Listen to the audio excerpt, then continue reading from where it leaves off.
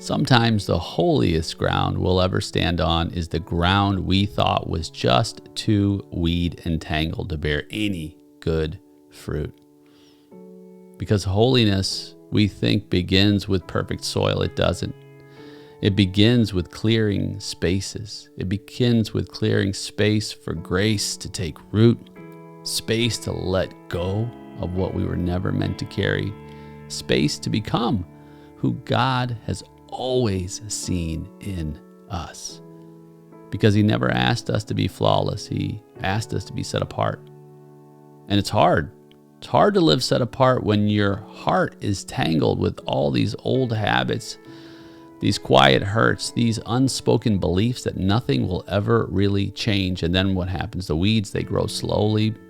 A memory that still stings, a grudge left unspoken, that quick temper you've learned to justify, especially in those places closest to us, our home, our family, our inner circle. Then they take root deeper than we realized, and more begin to sprout. We didn't mean to let them stay. We just got used to stepping around them. But God didn't create us for tangled ground, and weeds don't pull themselves out. They must be identified, they must be grasped, and they must be uprooted. And here's the thing that we may have forgotten. As we pull these weeds out, the best way to keep them from coming back is to plant so much good seed that there's no room left for them to grow, that they choke out the weeds. So speak the word that brings peace. Offer the apology, even when it's not required.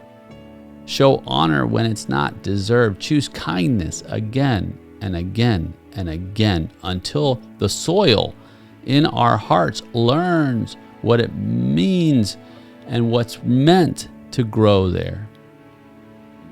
You can be holy here.